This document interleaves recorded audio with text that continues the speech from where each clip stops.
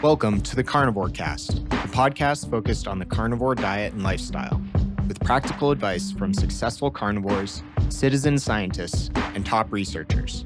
I'm your host, Scott Myslinski, and I'm here to speak with experts and experienced carnivores to get answers to your biggest and meatiest questions while helping you live your best life as a carnivore. This episode is brought to you by LMNT Electrolytes. This month, we're switching it up with an exclusive offer that's only for VIP LMNT partners, including Carnivore Cast listeners. You can now receive this free sample pack along with any regular purchase when you use my custom link, which is provided in the show notes or my Instagram link in bio. That's drinklmnt.com/carnivorecast, all one word. And as I said, I'll include the link in the show notes. LMNT electrolytes are convenient, evidence-based, and delicious. And get yours today to help support the show. Thank you. Dave Champion at Dr.reality_Dave Champion is a former Army Ranger with a law enforcement background. In the private sector, Dave is a businessman turned journalist, having hosted his own radio and television shows from 2000 through 2018.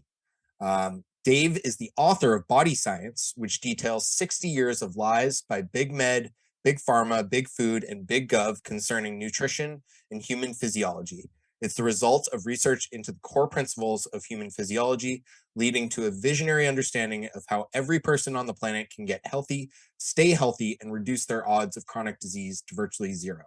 I've had the pleasure of reading sample chapters and pages of Body Science and listened to Dave twice on Casey Ryan Ruff's podcast. Highly recommend him. He has really interesting ideas and a great way of thinking about things, and it's very logical, which I really appreciate. Welcome to the show, Dave. Hey, Scott. Thanks for having me. Yeah. So I'd love to start with your story. I think it's always really helpful to hear the background of how you got to where you are. And it seems like you've led many different lives. So we can focus on the physiology aspect, at least for this episode. So I'd love to hear what led you to digging into some of these topics and learning more about the world of the human body and nutrition. Sure. You know, as we're sitting here talking today, I think I've been in the gym 38 years.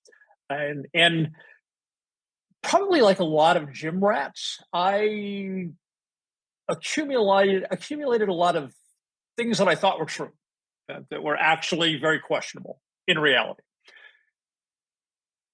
And one day I was at the gym, and across the gym, I saw this fellow, and at least from the back, I think it was the tattoos on his arm and he has a shaved head like I do. I thought, that looks like Sean, but nah, that can't be Sean, because Sean is like another 100, 120 pounds heavier than that. I mean, Sean, the last time I'd laid eyes on him, was seriously obese, right? So I'm looking at this guy and I'm thinking, nah, can't be Sean. All of a sudden he turns around. I'm like, it is Sean. And he's down like 100, 120 pounds.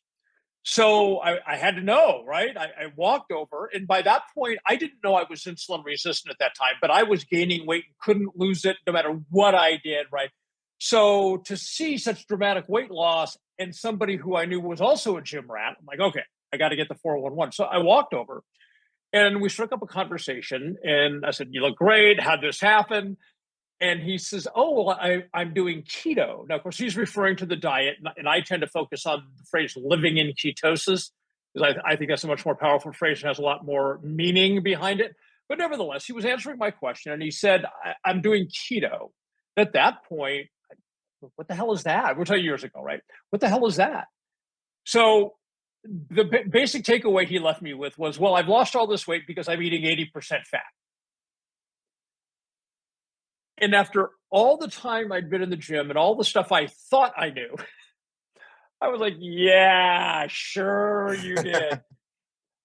But I couldn't deny what I'd seen with my own eyes. So if he was telling me the truth about what he was eating, and I saw the results, so I got home and I told Jen, I said, look, I got to look into this. If this is true, this is phenomenal.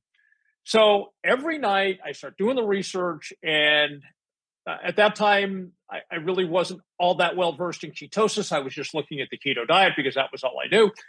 And after a couple nights, I told Jen, I said, okay, I got the framework of that. Now I need to know if it's safe. physiologically speaking, is it safe? And so I spent almost another 3 weeks doing that. And I came back in and I said, honey, it's real and it's safe. And I want to do it. And she's like, okay, let's do it. Oh, you're going to do it with me? Yeah, of course I am. No, she What didn't year have a was weight this? problem. She almost 5 years ago now. Okay. So she didn't have a weight problem, but she was, being a good wife, she was joining with me in it. And we embarked on that. And of course, when I flipped into ketosis, which for me was on day 4, there was just no looking back whatsoever. And as I'm looking at these profound changes, I'm like, okay, so it's great that I'm doing this. It's great that I'm having these results. It's great that I've done the research that I have up to this point. But there's got to be a lot more going on, especially since it conflicted with so many of the mainstream narratives I'd heard about health and fitness. I said, there's got to be a lot more going on. And I'm one of these guys, I have this really obnoxious trait. If I think the mainstream establishment narrative is a bunch of lies, I will spend as much time as it takes to get to the bottom of it. And that was the genesis. That was the moment that the research began that concluded in with the publication of Body Science. I think that's a fantastic trait. I don't think it's obnoxious at all. I think we need more of it. I don't know if my wife would agree with that. And I love to talk about some of the concepts in the book as well. One of the things that I really like that you gave a few names to things that I wasn't even familiar with, and I've spent a lot of time in this space learning about nutrition, ketosis, and you talk about the lipid lymphatic system. Can you first define, like, for a lot of folks, what the lymphatic system is, and then what the lipid lymphatic system is? Okay, so the lymph system, I don't know how many people are even aware there is such a thing in the human body. It performs numerous functions. I would say probably the most critical function is that it is absolutely essential to our immune process. If you don't have a working, healthy, vibrant lymphatic system, which is a series of things, they're like blood vessels.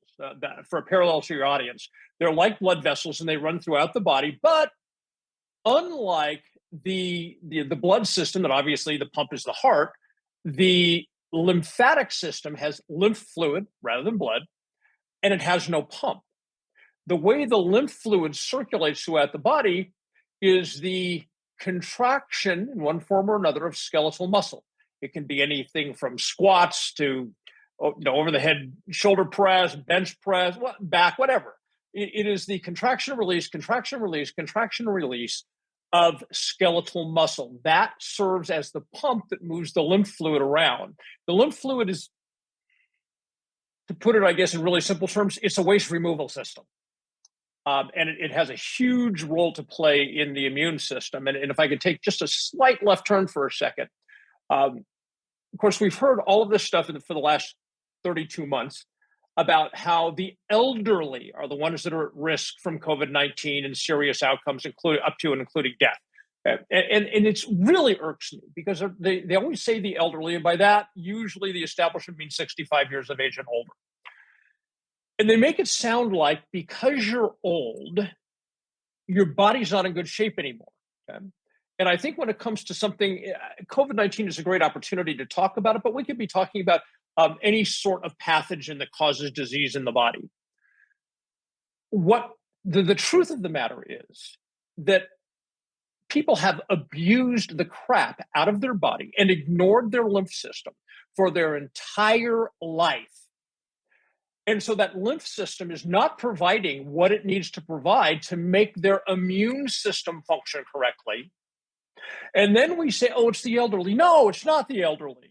It's the people who didn't know, didn't find out, didn't take care of themselves, and are now paying the consequence for those actions. And the reason I just want to bring this up is, I don't know, maybe you have people in your audience who are 60, 65, 70, 80. Sure, yeah. It's not over. You're not going to die. All of this is reversible. Okay, so it takes a while. It's not instantaneous, but it is reversible. All right, so back to the lymphatic system and the lymph fluid. All right, so then we have what I had to find a name for, what I ended up entitling in the book, the lymphatic lipid system. And the reason that I talked about that is I needed to contrast that against something. Again, I had to find a name because these systems have never been named by the mainstream medical community. I had to name something called the hepatic lipid system. So it's important as we begin the conversation, we understand we're contrasting the hepatic lipid system with the lymphatic lipid system. Now, the lymphatic, both of these systems, by the way, they take something from point A to point Z. That's why I refer to them as systems, right?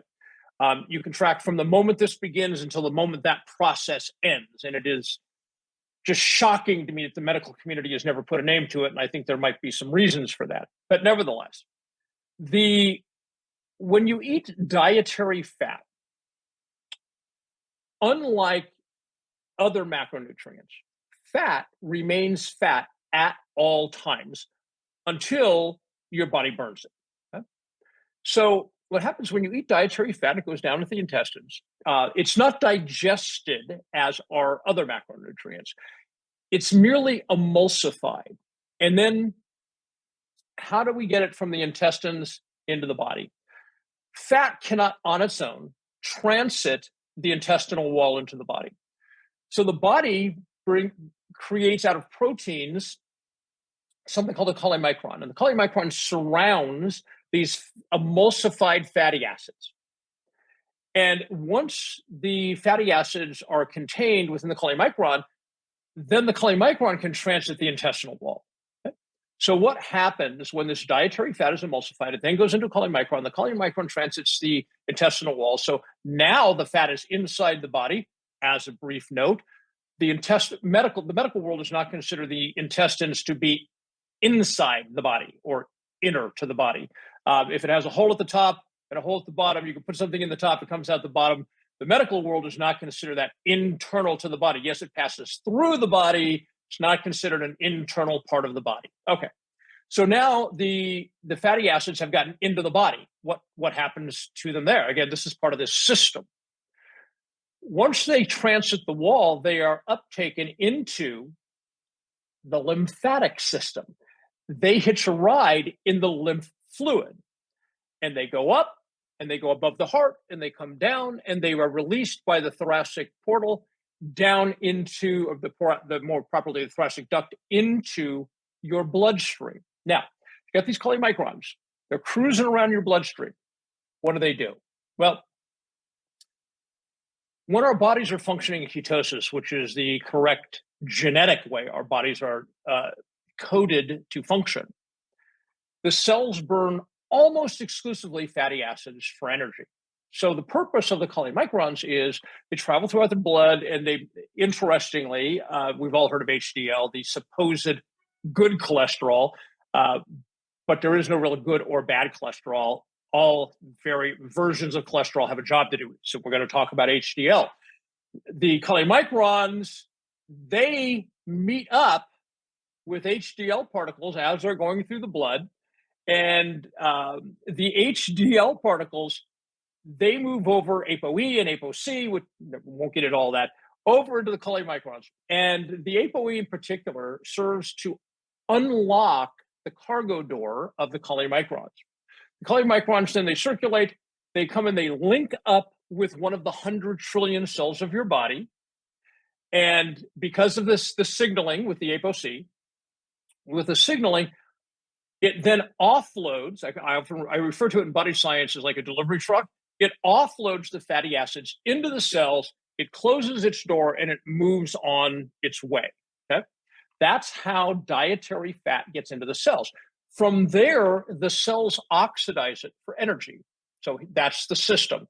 You put something in your mouth, and however long it is, 5 minutes, 30 minutes, 60 minutes, 90 minutes, however long it is later, your cells oxidize it for energy, and that's how your cells energize themselves. Okay? So that's the A to Z of the lymphatic. There's a lot more to it, and I go into a lot more detail in the book. But that is essentially the outline of the lymphatic lipid system. It is to deliver your dietary fat to the cells, which is their far, far, far preferred source of energy, where it's oxidized, and that's how we live. And by the way, one closing note on this. We tend to look at our body as a whole thing, and therefore we lose track, I think, of the more important aspect. When I talk about the 100 trillion cells of your body, I like to tell students that each of those cells, you should consider that as a separate individual, if you will. And these 100 trillion individuals cooperate. And this is what they look like. But each one of them has to be treated properly. And if we systemically screw 100 trillion cells, we're screwing ourselves. Yeah, I really like that. And you talked about how many people abuse the lymphatic system, the lipid lymphatic system. How is eating a carbohydrate-based diet abusing the system? Okay, so now we're going to switch from the lymphatic lipid system over to the hepatic lipid system. Now, hepatic means the liver, and that's the basis of the hepatic lipid system. And again, just like the lymphatic system or lymphatic lipid system, it's an A to Z process. So people eat a lot of carbohydrates, and of course, their blood glucose level soars. And to address that, because high blood glucose is injurious to the tissues of the body, I don't think people really understand that. And when we talk about injurious to the tissues of the body, what we're talking about, again, coming back to this theme, injurious to those individual cells. Every single cell is poisoned by high blood glucose, okay? The body's got to resolve that because high blood glucose damages tissues and organs. So it's got to find a way to bring that blood glucose down. So as you well know, the pancreas then begins putting insulin out into the system. And the insulin does several things. One of the things it does in terms of the hepatic lipid system is it signals the liver and it says, hey, man, we've got an emergency. Look at all this poison running around in the blood. We need to get it out of the blood. So the liver, it accommodates that. It accommodates it. It's really not the liver's, it shouldn't ever be used except a handful of times a year. But of course, Americans, the way they eat, it's used multiple times a day, right? For decades. So the liver then begins taking all of this high blood glucose, and it converts it into triglycerides, okay, which is fatty acids, right? But remember, you've already got fatty acids coming correctly and properly as the body intends through the lymphatic lipid system. And really what's happening now is the body is saying, holy cow, we got to get rid of all this insanely high blood glucose. So we're going to turn it into triglycerides, which ironically is what the cells are coded to burn, right? It packages those, the manufactured triglycerides, the converted triglycerides, into VLDL. And it puts that into the bloodstream. And they go around and they're trying to offload their triglycerides into the 100 trillion cells of the body. They're like, hey, man, I've got triglycerides on board for you. But a body in glucosis, as opposed to ketosis, that's another term I had to make up, glucosis. We all know that the mode where you fuel the 100 trillion cells of your body with keto bodies, that's referred to ketosis. Science had never put a name to the other hemisphere because there's only two, glucosis and ketosis. Science, the medical community, had never put a name to the one that probably 99% of the population of the world is using, which is glucosis. So when you're living in glucosis and these VLDL particles come along and they say, hey, I've got triglycerides on sale, here you go. When your body cells in glucosis are saying, no, man, we don't want any of that because we're busy incinerating glucose, which is another, and of course, we know that the mainstream narrative is that the 100 trillion cells of your body burning glucose for energy is just the way man's intended to operate. And it's exactly the opposite. So these VLDLs are trying to get rid of their triglycerides. The cells are like, no, thanks, man. We are busy incinerating glucose, which is another part of the process to get that high glucose back down to what I call baseline. Okay? So now the VLDLs are, what do we do now? We've tried and the cells don't want any. So then, as a backup to a backup, because this whole thing is an emergency mechanism. The liver converting the high glucose level to triglycerides, and the VLDLs trying to offload it into the cells. This is all a backup emergency system that allows the bodies to survive in unusual circumstances. So then the VLDLs meet the adipose tissue. We all know what that is. The white fat cells, especially, you got it around your butt, you got it around your waist, okay, the adipose tissue. And the VLDLs, they need to convert to IDLs and then LDLs. And then they need to be reabsorbed in the liver. But here's the thing. They can't return to the liver until they've offloaded their triglycerides. They have to offload them someplace. So they offload them into the adipose tissue. And a lot of people, I think, imagine that the way we get fat is we create more and more fat cells. That is not so. Pretty much after your late teens, the number of fat cells you have that's it, it's fixed. But what happens is the VLDL particles keep shoving more and more fatty acids into the adipose tissue, which then, because all the cells are consuming glucose, the adipose tissue locks it down. Okay? No way out. There's no way for the fatty acids that are now causing these adipose tissue cells to get bigger and bigger and bigger and bigger, what we look at somebody and call fat. Okay? There's no way for it to escape because the cells are all busy incinerating glucose to get the poison out of the blood. That is the hepatic lipid system. And you see, that's the lymphatic system is beautiful. It's as nature intended. The hepatic lipid system is, again, it's a crisis emergency technique that the body uses to survive in circumstances which would have been incredibly rare for ancient man, where suddenly somebody has consumed a high carbohydrate moment, as it would have been for our ancient ancestors. This episode is brought to you by Optimal Carnivore. Many people I talk to struggle to get enough organ meat on a carnivore diet. There's debate about whether you need to eat organs or not, but I like to supplement with organ meats and it makes me feel better, and many carnivores would agree. Optimal Carnivore was created by carnivores for carnivores. In fact, I was consulted during the formulation, which is pretty cool. They have a unique organ complex that combines 9 different organs, liver, brain, heart, and more, all from grass-fed, grass-finished animals in New Zealand. And taking 6 capsules a day is the same as eating an ounce of raw liver. And it's completely freeze-dried, and they use a very high-quality process to retain all the nutrients. You can use the link in the episode description or the link in my Instagram bio and use the code Carnivore10 to save at checkout and support the show. Thank you. Yeah, that makes a ton of sense. And I really like how you walk through each of those. It's very logical and not something I've heard described in that way before. So very, very original. By the way, I know I tend to get going on these things, so if there's something I say and you want to jump in, please do. Okay, sure. I can get on a tear. No, I'm enthralled. I'm just listening and nodding along and taking it in. Okay. I heard you describe these on Casey's podcast, and it's helpful to reinforce it again. And you talk about the delivery mechanisms for various forms of cholesterol. Can you talk about, I know this is something you address in the book, but kind of the myth of good versus bad cholesterol?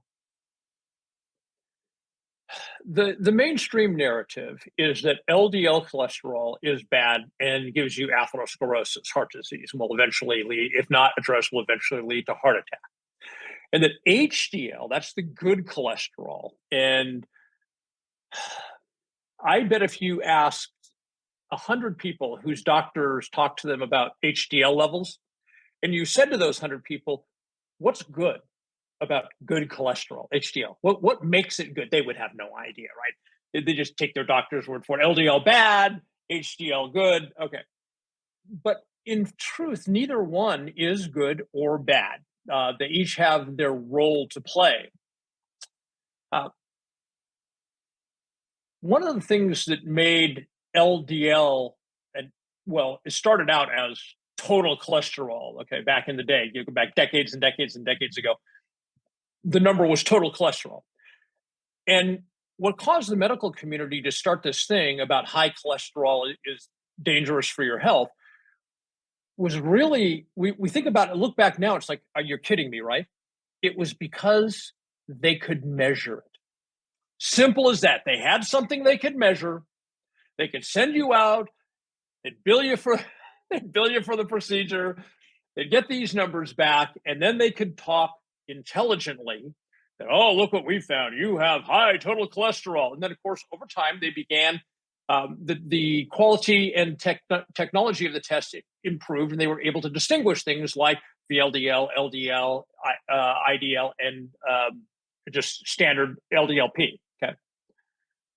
So once they started being able to distinguish, then since they had determined that HDL was good cholesterol, they then determined that LDL was bad cholesterol.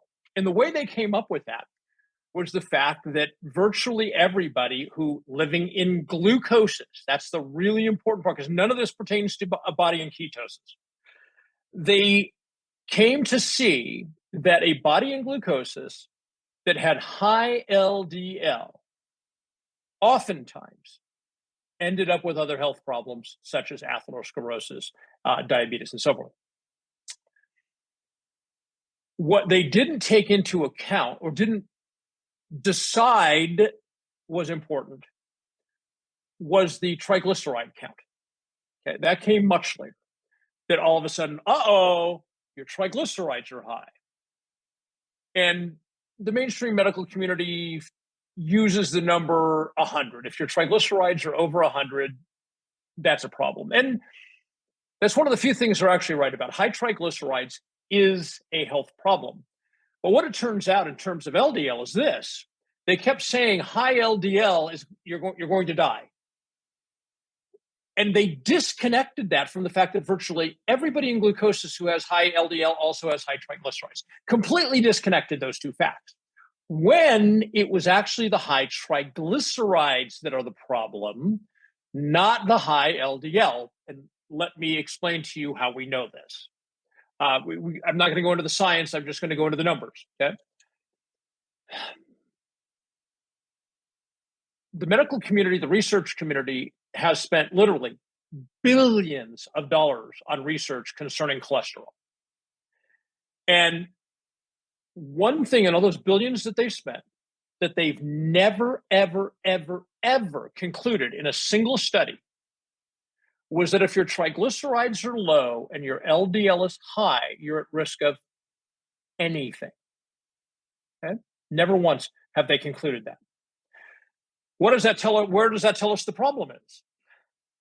The problem is with the triglycerides, because if your triglycerides are low, if you're down in the 40s, 50s of triglycerides, but your LDL is, 230, 240, which would give a cardiologist, an apoplectic fit. There's no evidence that there's any health risk to that whatsoever. So where's the real problem? It's the triglycerides. Now, let me flip this around and talk about ketosis for a moment, because we just talked about this whole equation when in glucosis, right? So fortunately, by the time living in ketosis became something people wanted to pursue, as opposed to kids with epilepsy 100 years ago, the people could actually go on the internet and become informed and choose this for themselves based on their knowledge. We had a lot more information by the time that moment came along. And so one of the things that we see in people who have flipped into ketosis is that the first thing that happens is triglycerides crash. Now, by crash, I mean they go from unhealthy high levels to expected normal levels. Okay, that's what I mean by crash. So the very first thing we see when somebody goes into ketosis is their triglycerides crash. Now, if high triglycerides are the problem, you can imagine normal or low triglycerides is healthy. That's absolutely factual. The other thing that we see, not in everybody who's in ketosis, but in a whole lot of people who are in ketosis, is their LDL goes really high. Okay? Again, that's really high by mainstream medical numbers. If somebody says to me, my triglycerides are 50, I'm in ketosis, my triglycerides are 50 and my LDL is 200, I shrug my shoulders. It's irrelevant. It doesn't matter. But the uninformed cardiologist would say, oh my God, that's terrible. There is no evidence after, I don't know how many years now, people have been choosing to live in ketosis. There is not one shred of evidence amongst that community that when you have low triglycerides and high LDL, sometimes astronomically high LDL, that it causes any health problems whatsoever. There's zero evidence of that. One of the things that doctors are notorious for not keeping up on the latest research, which is a real shame. And even cardiologists, that they specialize, they're supposed to, they don't. And one of the things that is the true test of whether or not you're likely or prone to get atherosclerosis is your remnant cholesterol. Okay? So we take somebody who's got low triglycerides, very high LDL, and we examine, there's an equation, people can go on the internet and look it up. It's very simple. Just all you have to do is do an internet search for remnant cholesterol equation, and it'll tell you, add this, subtract that, boom, you've got your number. Okay.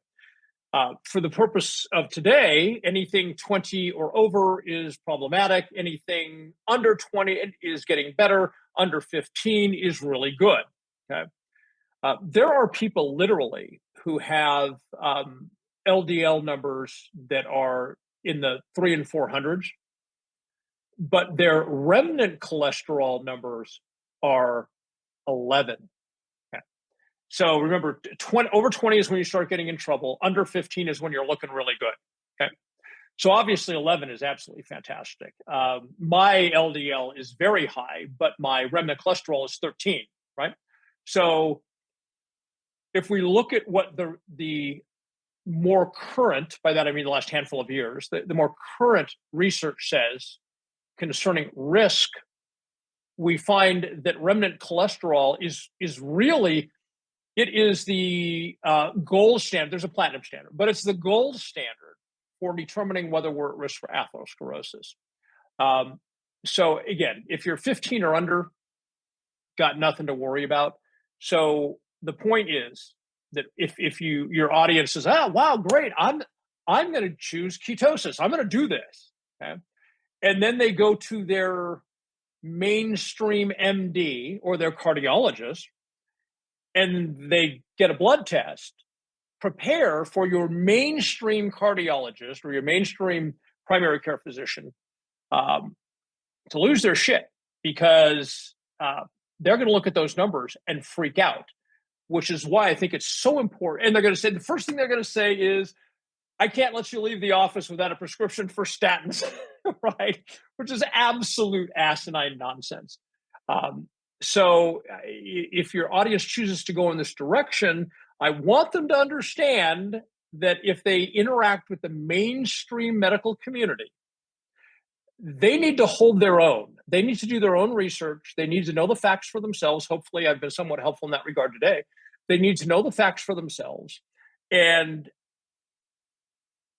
people are oddly emotionally connected to their doctors. I don't get that. To me, it's like, if I don't like this accountant, I'll find another accountant, right?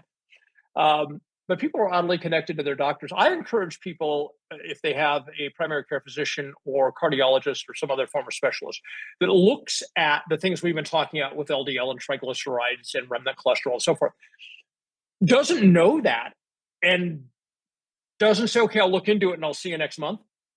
But instead says, no, this is bad, this is wrong, you need to do this, and you need to stop what you're doing. Go get another doctor.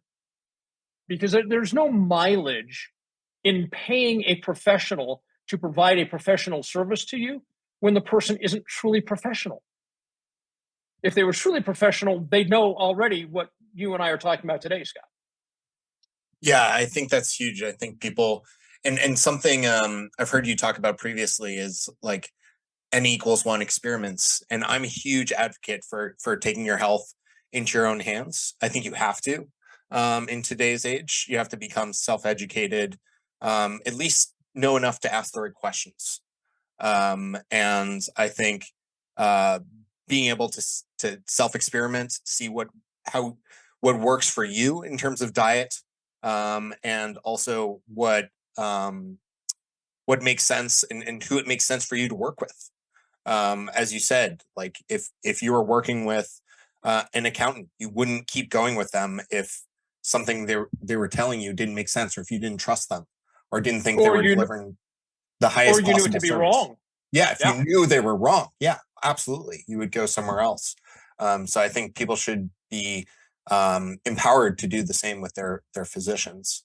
Um, and something I've heard you talk about also is a research blackout pertaining to some of these topics. Can you talk about what that is? And then maybe we can lead that into some of the ways in which you're working with Dave Feldman and pursuing research on your own terms. Yes, thank you.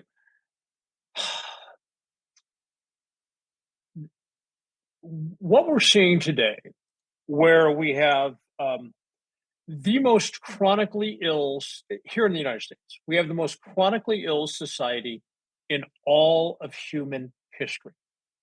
Despite our wealth, despite our prowess with science and medicine, we have the most chronically ill society in human history.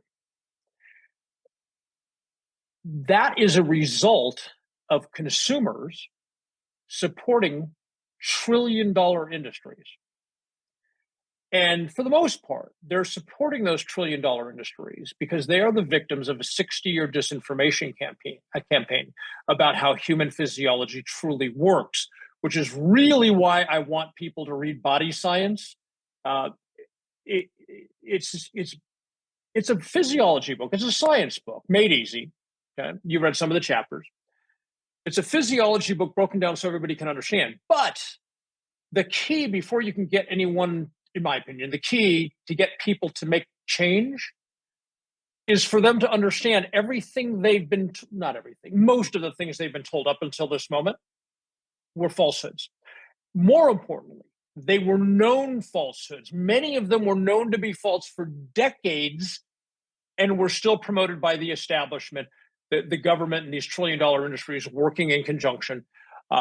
They spent decades pumping the American people full of things they knew were false, concerning physiology generally, with an emphasis on nutritional physiology. So then people would eat this crap. Okay? And by the way, I don't mean just junk food. There's a lot of things that people think are healthy that in terms of what your body needs, they're worthless. They're worse. In some cases, they're worse than worthless. Okay? But people are eating them thinking they're making themselves healthy, and they're making themselves sick. Again, please read Body Science if you're inclined to know something. Then you can make your mind. Once you're not ignorant, you can make up your mind, do whatever the hell you want.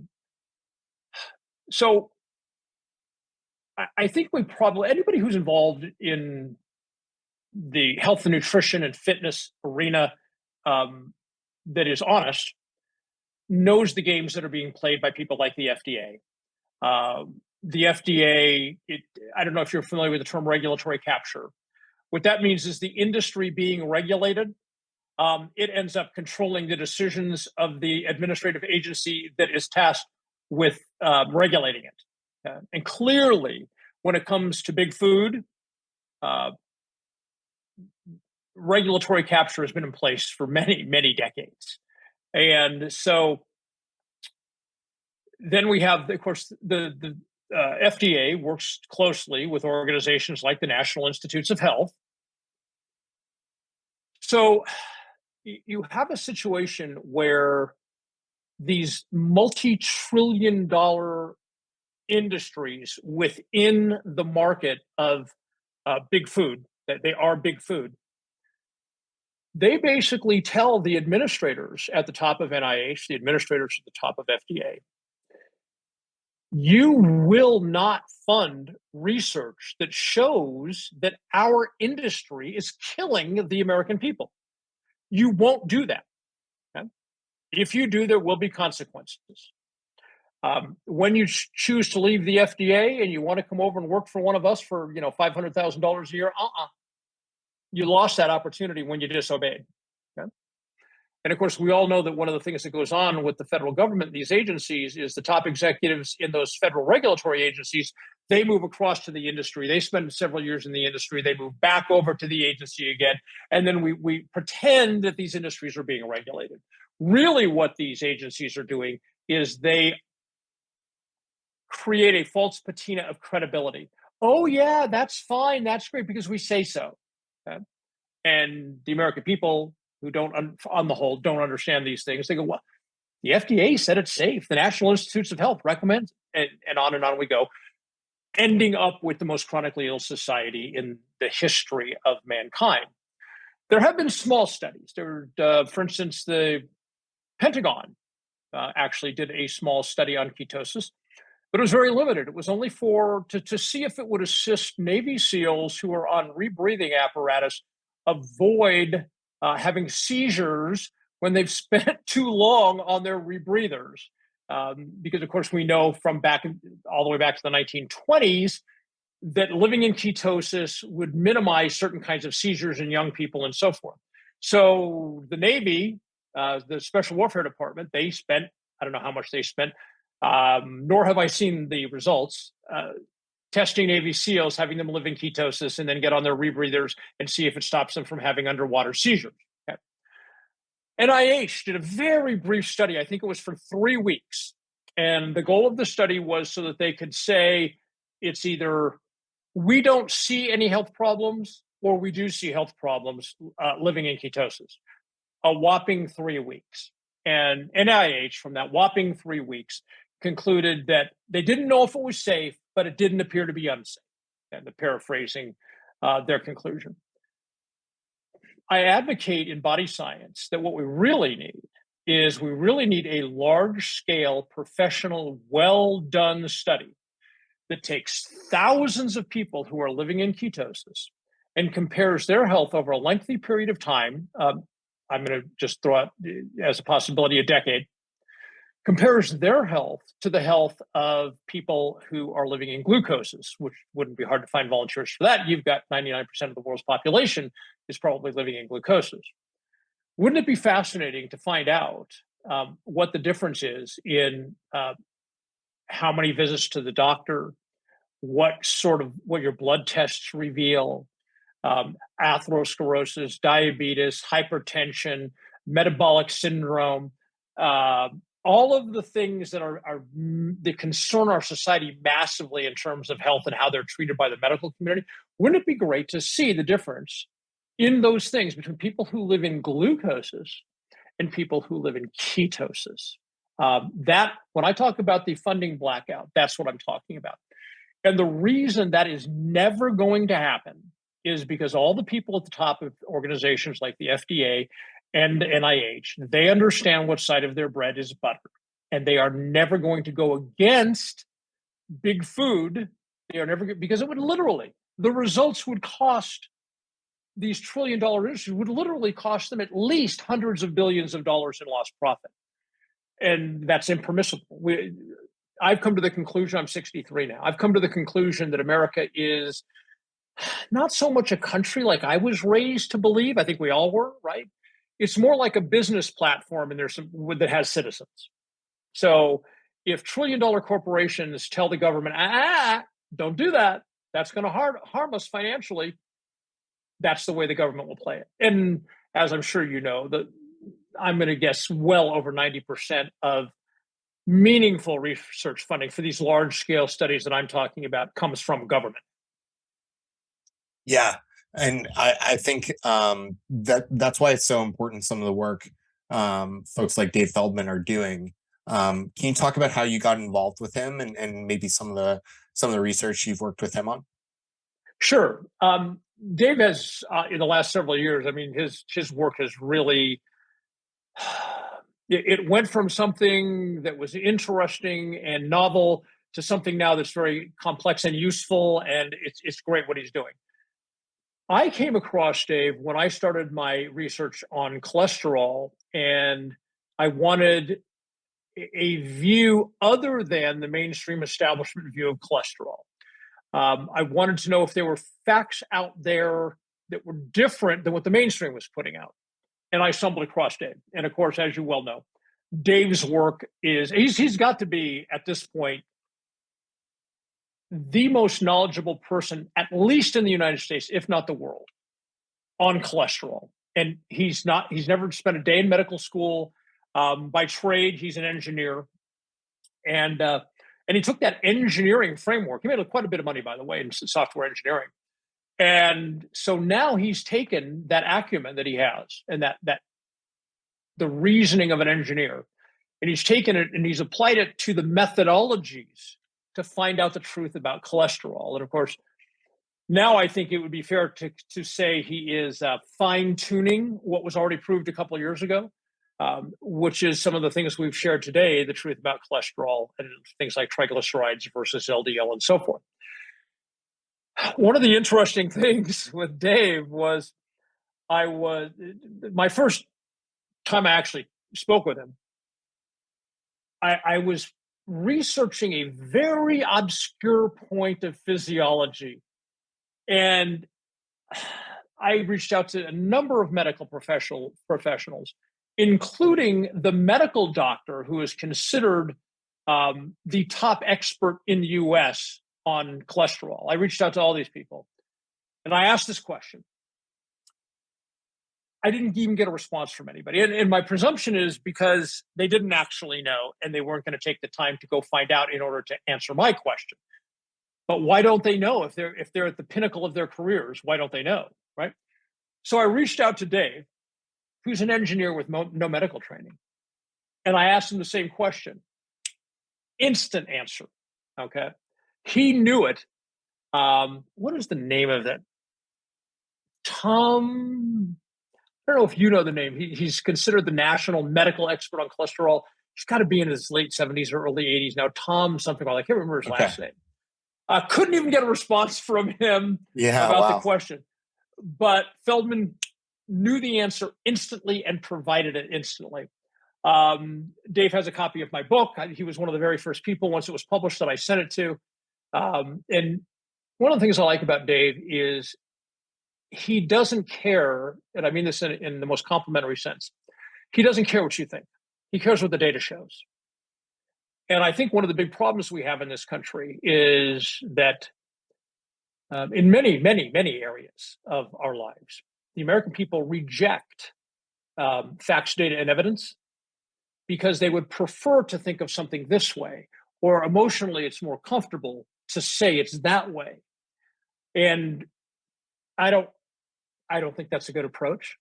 It's not the approach I have in life. And David's very much the same way. He doesn't care whether we're slaying a belief that's been in place for 100 years. He just doesn't care. He says, what does the data show? And if the data shows this, then sorry, your mainstream narrative is wrong. It's false because the data says so. And so Dave and I immediately hit it off in that sense that we both have that construct. It's all about the data. It's all about the science. It's all about the evidence. And it's not about how you feel about things. It's not about what your MD says. It's not about what your cardiologist says. It's not about the narrative that's still being promoted from a study 40 years ago that's since been disproven. It's not about any of that. It's about what does the data show? And that's where my respect for Dave Feldman initially came from. And by the way, anybody can follow Dave. He's got cholesterolcode.com. Yeah, he puts out so much free information. It's incredible. Yes, and also your listeners, if they want to participate in some of Dave's studies, they can do that because Dave is constantly enrolling people in these studies. So if you say, okay, I want to live in ketosis, or I don't want to live in ketosis, it's all the same. And then you want to reach out to Dave Feldman and say, I want to be a part of what you're doing. I want to be a part of showing what the data shows. what was the old expression from the 60s? If you're not part of the solution, you're part of the problem. So if somebody says, I want to be part of the solution, they can go to cholesterolcode.com, and Dave puts up all the information about the trials that he's running. Not all of them, but a good portion of them. And you're happy, and he's happy for people to sign up and be participants if they're willing. And he has people all over the world, by the way. This is not just a US thing. Yeah. He has people from such an every amazing country. individual. I have so much respect for Dave. And can you talk about your own experience moving from living in ketosis, only living in ketosis, to removing plant foods entirely and moving towards a carnivore way of eating? As you probably gleaned from my early story, I first did keto because that's what I was introduced to. That's what I did my initial research on. And I did that, and it was very successful. But of course, I'd heard of carnivore. And so eventually I decided that perhaps I should look at that as well. And so I started looking into carnivore.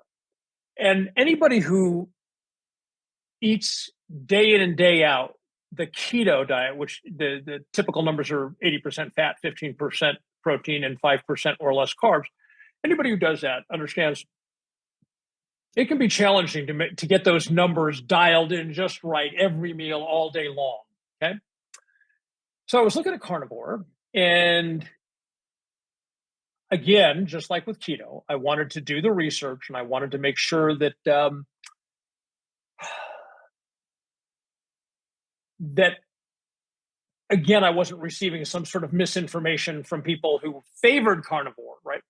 So I did the research, and once again, I told Jen, I want to do carnivore, and she said, okay, let's do it. And that was more than 2.5 years ago. And the switch to carnivore has been absolutely phenomenal. Like I said, I'd been in the gym for decades when I started keto. And because it was only 15% protein, I was a very large person as far as muscle mass is concerned. So fortunately, I had some I could lose.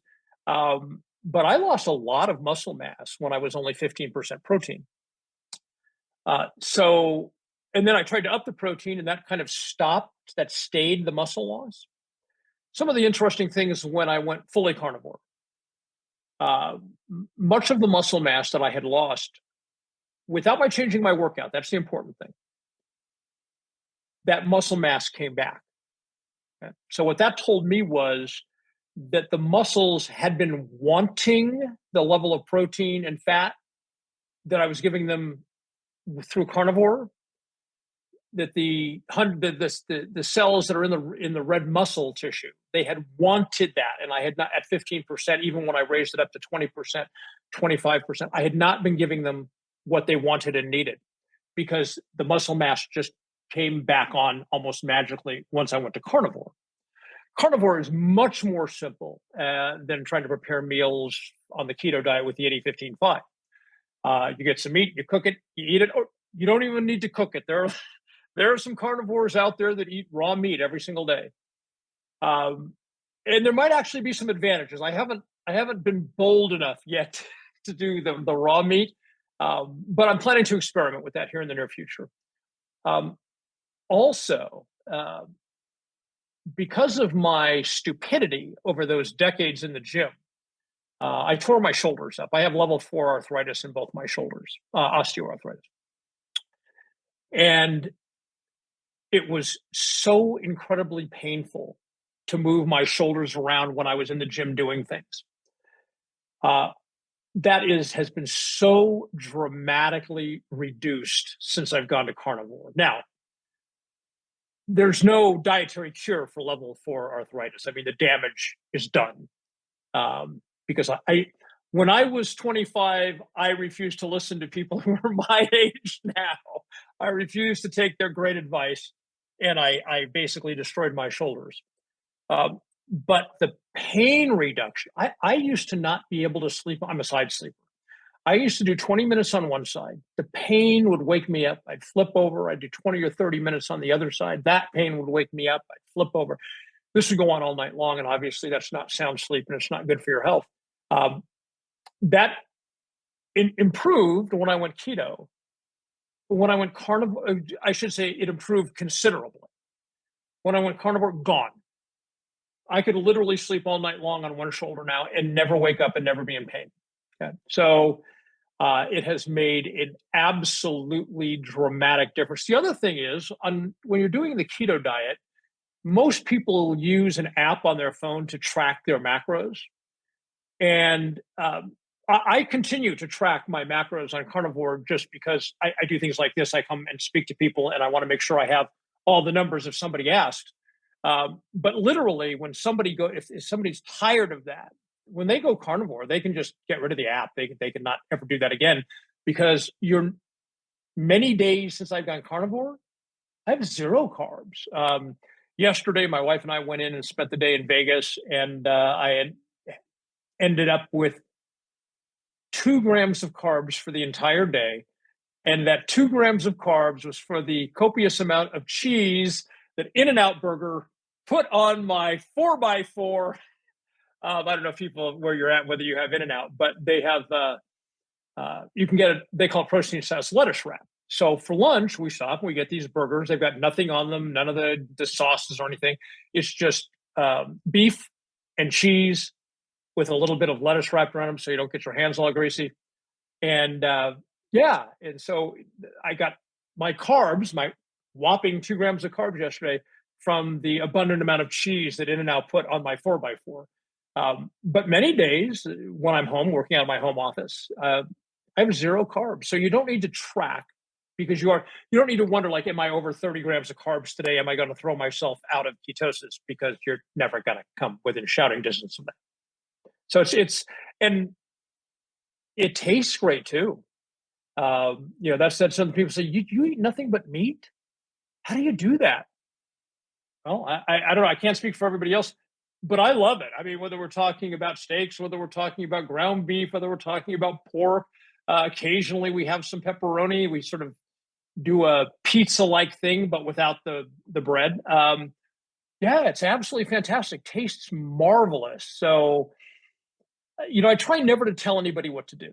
That's not my ethos. I want to inform people and then encourage them perhaps to make the decision that they think is best for them.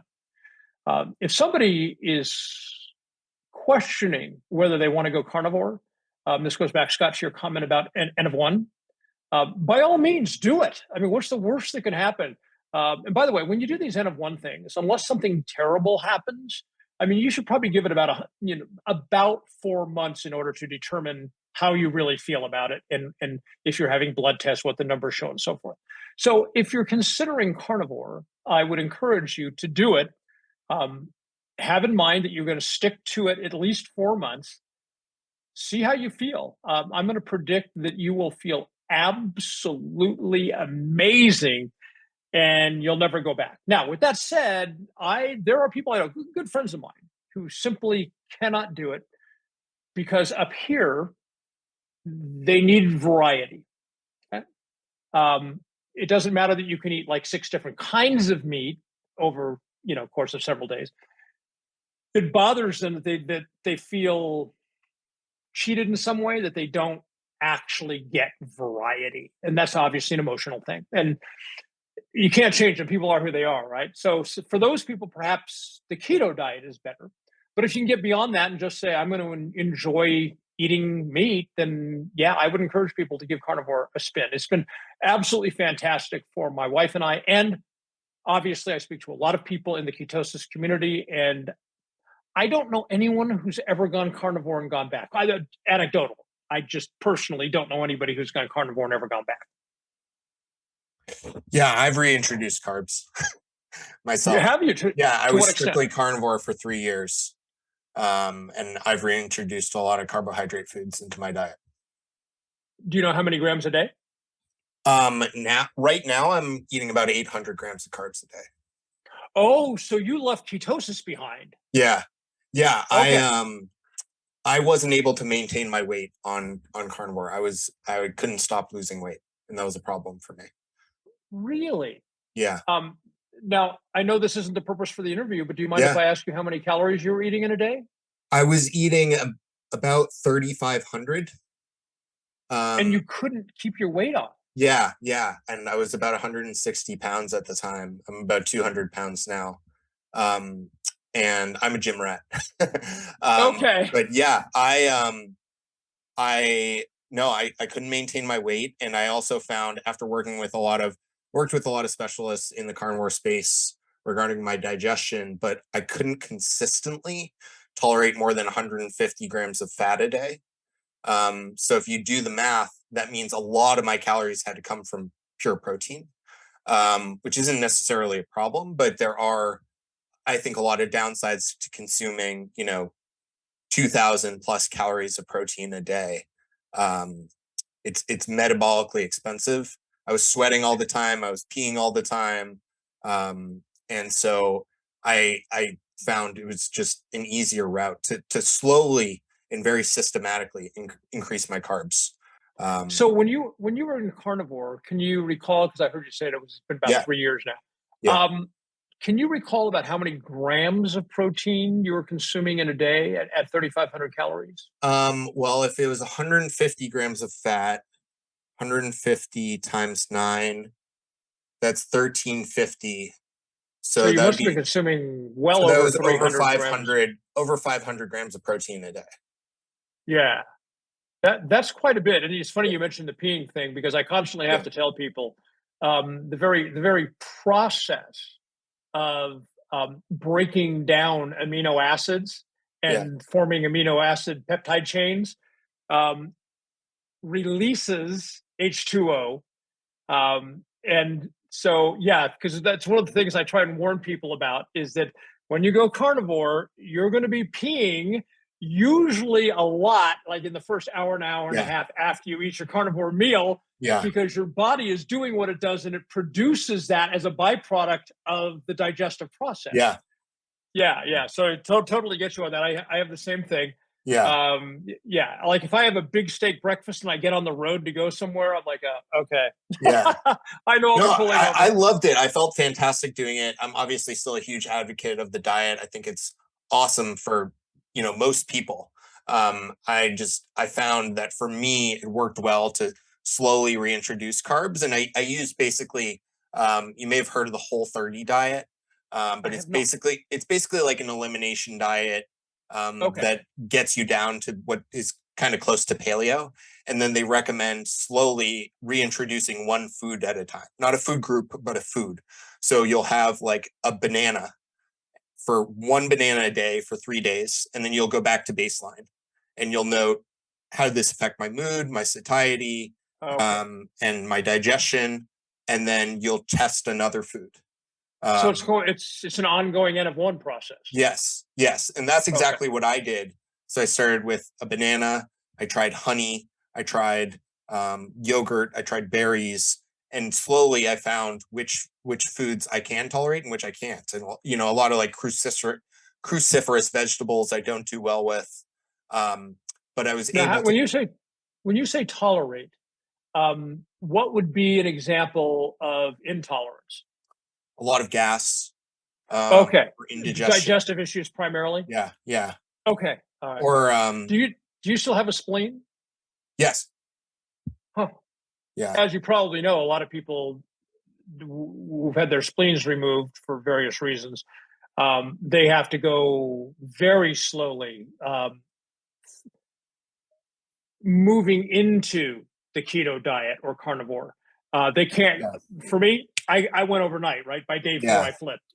But they have to go more slowly because they're not producing all the bile salts that are necessary, they have to sort of grow that process again, if you will. Yeah, I think that was ultimately my problem, and why I couldn't consistently digest more than 150 grams of fat a day.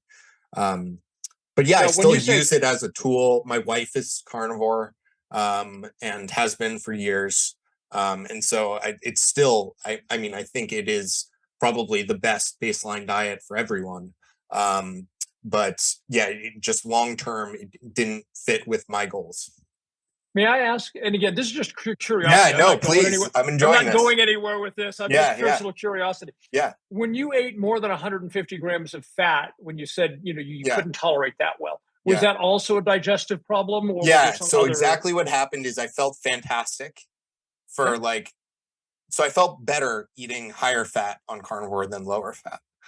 And what would happen is I would switch it up and I would increase my fat to over 150 grams.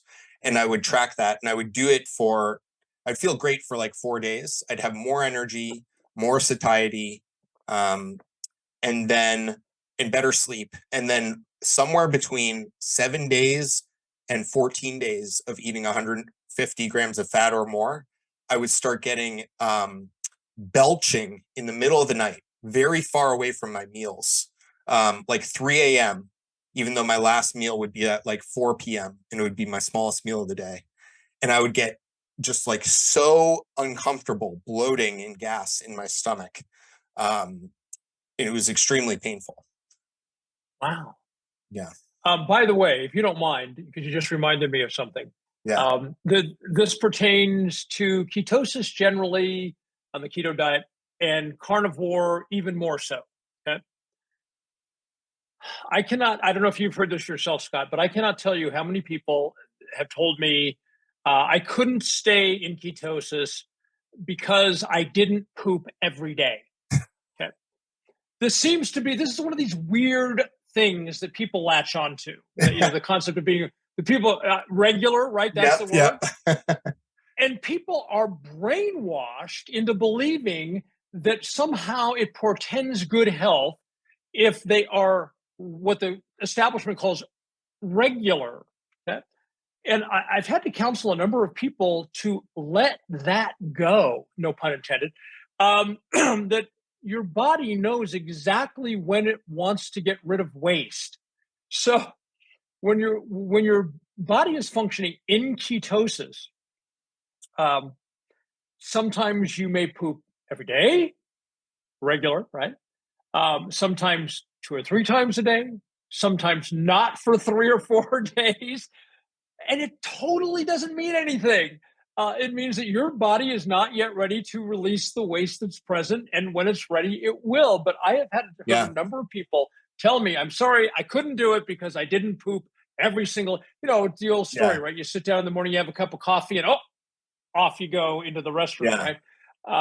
We feed my dog carnivore, and she produces a lot less waste than other dogs. And will live a lot longer. Healthy. Too. She's very healthy. She'll live longer. Her coat is amazing. She has no health problems. She's great.